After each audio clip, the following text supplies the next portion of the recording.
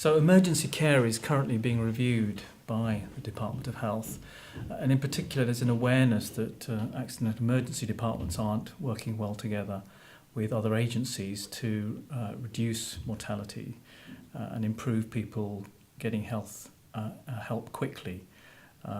Part of the problem, as I saw it, was that there was no mention of mental health problems or mental health practitioners in the emergency services review. There was some background literature, and I accept it's actually being considered at the moment, and the data are being looked at and the consultations closed, but it was striking how mental health care wasn't mentioned at all.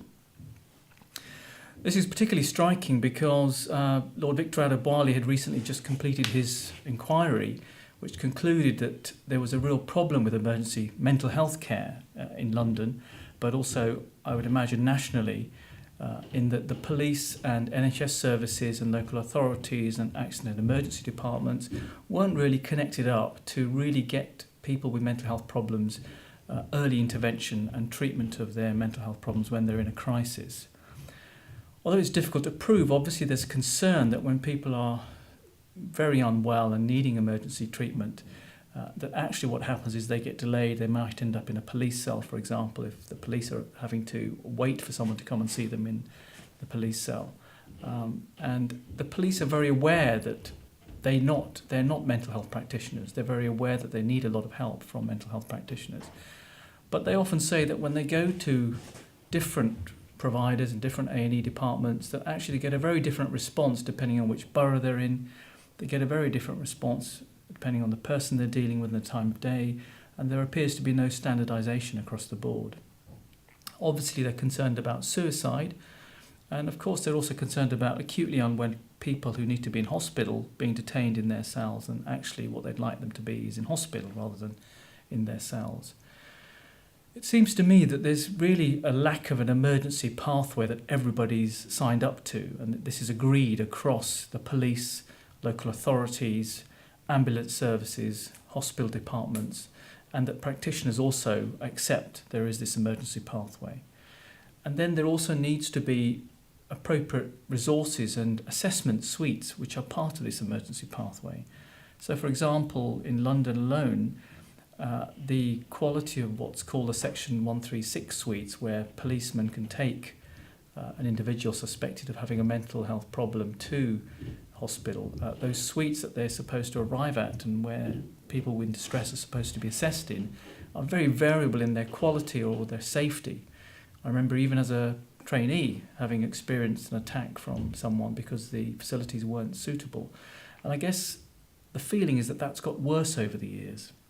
There used to be emergency psychiatric services or emergency clinics where individuals could be taken to, which were staffed by very specialist, highly skilled mental health professionals, but they don't exist anymore. So most of the emergency care is provided through A&E departments now, through liaison services.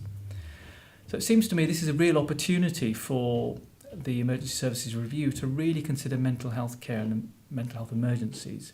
There are two reasons for doing this. Firstly, that many physical health problems occur alongside mental health problems. We know that cancer and cardiovascular disease both cause mental health problems and can be caused by to some extent. The data are pretty solid there. And so when people present acutely unwell, it's often unclear what is the prime problem. Is it a mental health problem or is it a physical health problem? And some individuals, if they're mistaken to have a mental health problem, for example, if they seem acutely confused and hallucinated, they could be considered to be psychotic. But actually, it might be that they've got this thing called delirium, which has a high mortality, and they need treatment in hospital quickly. And so I think it's important to have good mental health emergency services alongside physical health services and not see them as two separate things. The second reason for thinking about emergency mental health care is that really the services are pretty poor at the moment, and the public knowledge about what to do in an emergency for a mental health problem is poor. If you're having a heart attack or a stroke, most people know roughly what to look for and what to do because of the rather excellent campaigns that have been conducted recently. But also because there's not a stigma associated with cardiac problems and cancer and so on and so forth. Whereas if someone had a suicidal idea or problem, would they talk about it? Would anyone in the community help them get care early? It's more likely they'd keep it a secret, or that people would try and dissuade them and not seek professional help quickly enough. And so there needs to be a wider understanding of emergency mental health problems in the community, and this discussion should be at all levels, not just adults, but younger people with emotional distress. For example, we know that 10% of young kids in schools are self-harming, but probably only about 2% of them seek help. And so part of the problem is there's a stigma around mental health problems and emergency care, and we need to tackle that alongside providing effective services. And I think then people will be more confident in the care that they're going to get, because there's also been a concern that the quality of the response from care services deters people from seeking help.